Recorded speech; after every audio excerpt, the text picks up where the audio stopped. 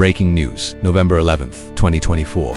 After 7 years of investigation, countless theories, and a trial that gripped the nation, a jury has reached a verdict in the Delphi murders case. Richard Allen, a 52-year-old pharmacy technician from Delphi, Indiana, has been found guilty on all 4 counts of murder. But this verdict hasn't brought closure. It has opened a Pandora's box of questions. Questions about the 60 confessions Allen made while in prison. Questions about why it took 5 years to arrest a man who lived in the same small town where 2 teenage girls were brutally murdered. Questions about evidence that was allegedly ignored, alternate suspects that were never properly investigated, and a case that may not be as solved as prosecutors claim. This is the story of Abby Williams and Libby German, 2 best friends who went for a hike on a beautiful February afternoon and never came home. This is the story of how one grainy video and a chilling audio recording became the most analyzed pieces of evidence in modern true crime.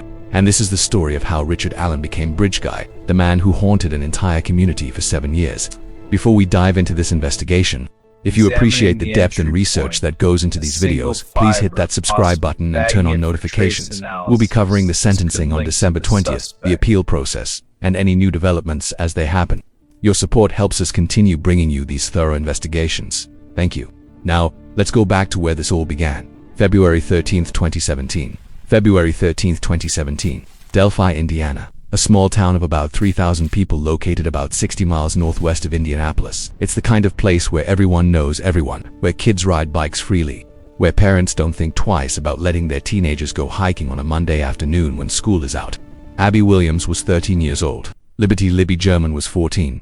They were best friends, inseparable. On this particular day, February 13th, they had the day off school. Libby's older sister Kelsey dropped them off at the Mononhigh Bridge Trail around 1 p.m. The Mononhigh Bridge is an abandoned railroad bridge built in 1891. It stands 63 feet above Deer Creek. The bridge is over 850 feet long with wooden planks spaced apart, many of them rotted or missing. It's a popular spot for local teenagers despite being dangerous and technically off. Libby and Abby planned to spend a few hours hiking, taking photos, and enjoying the unseasonably warm weather. The temperature that day reached about 43 degrees Fahrenheit, warm for February in Indiana. Kelsey was supposed to pick them up at 3:30 p.m., but when she arrived at the trail parking lot, Abby and Libby weren't there. She waited. She called Libby's phone. No answer. She drove around the area looking for them. Nothing. By 5:30 p.m., family members were searching the trails with flashlights. By 6 p.m., they called police, the Delphi Police Department, Carroll County Sheriff's Office, and multiple volunteer fire departments launched a search that continued through the night. The next morning, February 14th, Valentine's Day, at approximately 12 o'clock noon, searchers found the bodies of Abby Williams and Libby German. They were located on private property belonging to Ron Logan, about half a mile from the Mononhigh Bridge, on the north bank of Deer Creek. Both girls had been murdered. The exact cause of death has never been officially released, but it's been widely reported that their throats were cut. They were found together, partially covered with sticks and leaves. The crime scene was described by investigators as odd and unusual, but here's what made this case different from almost any other murder investigation in modern history. Libby German, in her final moments, had the presence of mind to record her killer. On Libby's phone, investigators found a video. The video was taken at approximately 2:13 p.m. on February 13th. Less than 2 hours after the girls were dropped off at the trail. The video shows a man walking on the Mononhigh Bridge behind them. He's wearing a blue jacket, jeans, and a hat. His hands are in his pockets. He's walking with a slight hunch. The video is grainy, taken from a distance, but it captured him. Even more chilling, the audio captured a male voice saying, "Guys, down the hill." Those 4 words, "Guys, down the hill," spoken in a gravelly, authoritative voice. The voice of a man ordering 2 teenage girls off a public trail and toward their deaths. On February 15th, 2017, just 2 days after the murders, Indiana State Police released a still image from Libby's video. The image showed a man walking on the bridge. He was immediately dubbed Bridge Guy. The image was grainy, taken from a distance. You couldn't see his face clearly, but you could see his clothing, his build, his posture, his walk. Police asked anyone who recognized him to come forward. On February 22nd, 1 week after releasing the image, police released the audio. "Guys, down the hill." They played it at a press conference. They released it to the media. They asked everyone in America to listen to that voice and tell police if they recognized it. The response was overwhelming. Thousands of tips poured in. Investigators created a task force. FBI agents joined the investigation. Billboards went up across the country with Bridge Guy's image. A reward fund grew to over $300,000. But months passed, then a year, then 2 years, no arrest. In April 2019, more than 2 years after the murders, Indiana State Police held another press conference. They released a new sketch of Bridge Guy. This sketch looked significantly different from the first sketch released in 2017. The new sketch showed a younger-looking man with a fuller face. Police also released additional audio from Libby's phone. Now, instead of just down the hill, they played a longer clip. Guys, down the hill. The extended audio revealed more of the voice's character, its tone, its cadence. Police also released a short video clip showing Bridge Guy's walk, his gait, the way he moved. They said, the sketch, the video, the audio, the walk. Someone recognizes this man. Someone knows who he is, but still, no arrest. The case went cold in the public eye. Years passed, 4 years, 5 years. The families of Abby and Libby held annual memorial walks. They kept the case in the news. They begged for information. They never gave up hope. And then, in October 2022, 5.5 years after the murders, police arrested Richard Allen. Richard Allen, a 50-year-old pharmacy technician who worked at the CVS in Delphi. A man who lived in Delphi his entire life. A man who had helped develop photos for some of the searchers looking for Abby and Libby at his CVS pharmacy in the days after the murders. A man who, it turns out, had been interviewed by conservation officers just days after the murders and had told them he was on the trail that day. The arrest shocked the community. Richard Allen wasn't some drifter passing through town. He wasn't a registered sex offender with a violent history. He was a neighbor, a local, someone people saw at the grocery store, at the pharmacy, at the gas station. How had he been hiding in plain sight for 5.5 years? The probable cause affidavit, when it was unsealed, revealed the key evidence that led police to Richard Allen first, the timeline. Multiple witnesses saw a man matching Bridge Guy's description on the trail on February 13, 2017. One witness saw him on platform 1 of the Monone High Bridge around 1:30 p.m. Other witnesses saw him walking along County Road 300 North, muddy and bloody, around 3:57 p.m., shortly after the murders. But the most crucial piece of evidence was something found at the crime scene 7 years earlier. At the scene where Abby and Libby's bodies were discovered, investigators found an unspent bullet, a cartridge that had cycled through a gun but had not been fired. This bullet was between the bodies. Forensic analysis determined that this bullet had cycled through a Sig Sauer Model P226 40 caliber handgun. And in October 2022, when investigators executed a search warrant at Richard Allen's home, they found a Sig Sauer P226. Ballistics testing determined that the unspent cartridge found at the crime scene had been cycled through Richard Allen's gun, not a similar gun, not the same model, his specific gun. This evidence, combined with Allen's own admission that he was on the trail that day, wearing clothing similar to Bridge Guy, during the same time frame, led to his arrest on October 26, 2022. Richard Allen was charged with 2 counts of murder and 2 counts of felony murder. He pleaded not guilty. Then, while awaiting trial in Westville Correctional Facility, something extraordinary happened. Richard Allen began confessing. We're about halfway through this investigation. If you're finding this valuable and want to see more deep dive coverage of major true crime cases, a quick like really helps the algorithm show this to people searching for answers about this case. Thank you. Now let's continue with those confessions. Over the course of 13 months in custody, Richard Allen allegedly confessed to the murders more than 60 times. He confessed to his wife. He confessed to his mother. He confessed to the prison psychologist. He confessed to guards. He confessed to the warden.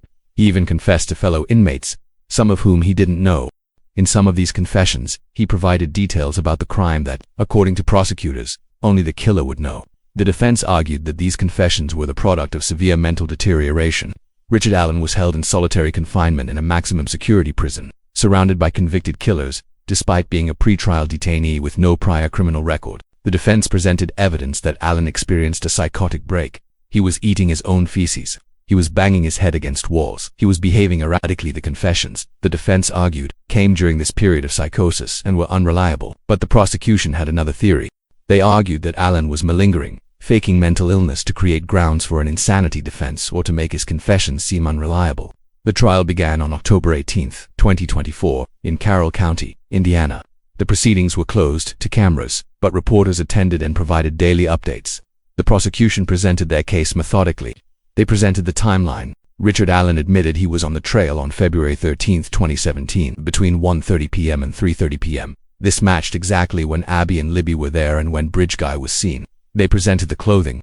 Allen told investigators he was wearing a blue or black Carhartt jacket, jeans, and a beanie or skull cap. This matched Bridge Guy's clothing in the video. They presented the ballistics evidence. The unspent bullet found at the crime scene had cycled through Allen's Sig Sauer P226. They presented witnesses who saw a man matching Allen's description on the trail that day, including one witness who saw him muddy and bloody walking away from the crime scene around 4 p.m. They presented the confessions, more than 60 of them, audio recordings, written statements, testimony from people who heard them. In some confessions, Allen described how he used a box cutter to kill the girls. He described seeing a van drive by, which matched witness accounts.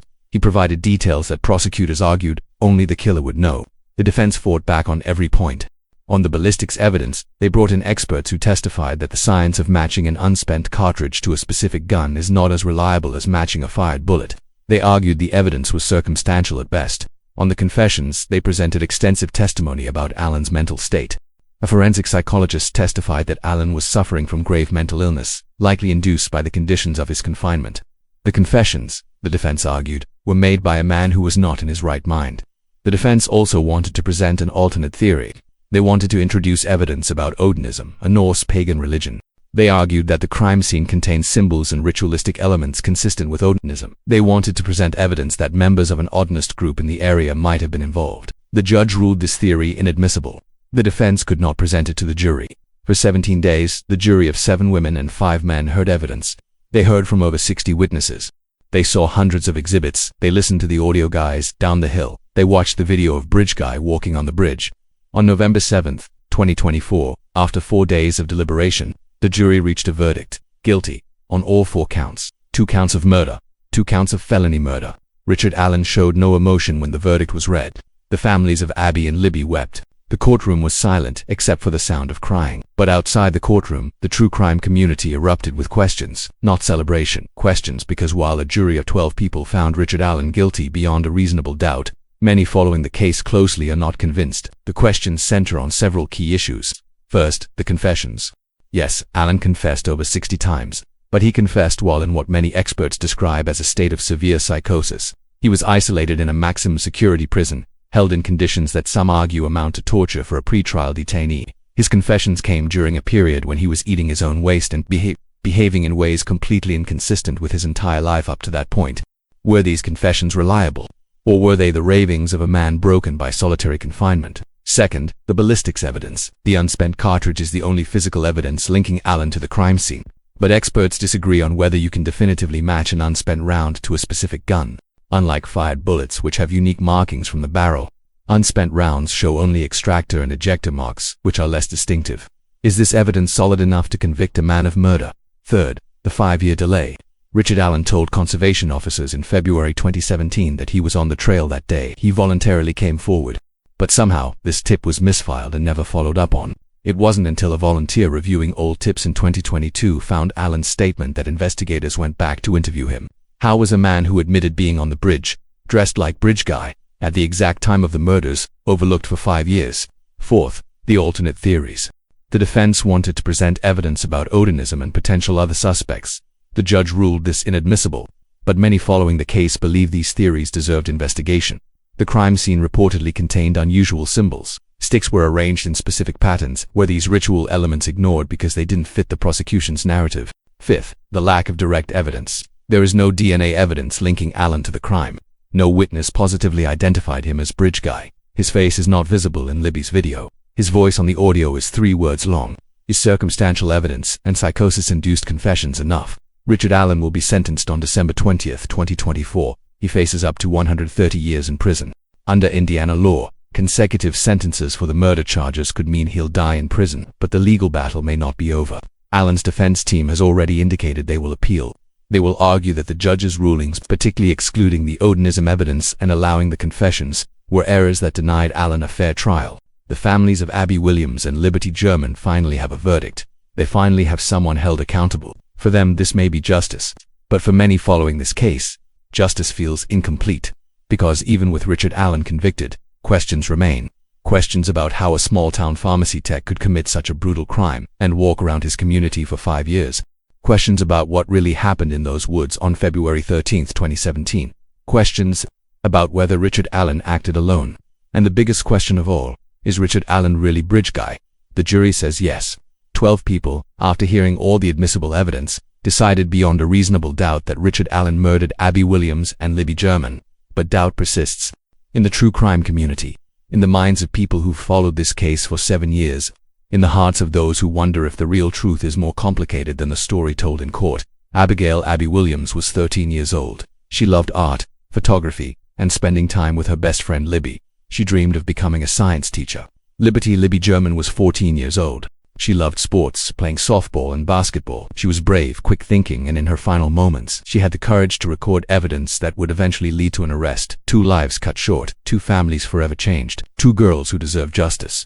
Whether that justice was served on November 11, 2024, when Richard Allen was convicted, is a question that may never be fully answered. Because in the Delphi murders case, even a guilty verdict doesn't mean all the mysteries are solved. If this investigation resonated with you, please subscribe to this channel. We're committed to covering Richard Allen's sentencing on December 20th, 2024, and following any appeals that may take years to resolve. Hit that like button to help this video reach more people searching for answers about this case. Turn on notifications so you don't miss any updates. And share your thoughts in the comments below. Do you think Richard Allen is bridge guy? Do you believe the 60 confessions were real, or were they the product of psychosis brought on by solitary confinement? Do you think the ballistics evidence is solid enough? Do you think justice was truly served, or are there still too many unanswered questions? Comment below and let's have a respectful discussion about this case. Thousands of people have been following the Delphi murders for 7 years. The verdict is in, but the conversation is far from over. Thank you for watching this investigation. Abby and Libby deserve to be remembered, not just as victims, but as the bright, brave, vibrant young girls they were. Their courage in those final moments gave investigators the evidence that led to this conviction. Rest in peace, Abby and Libby. You will never be forgotten.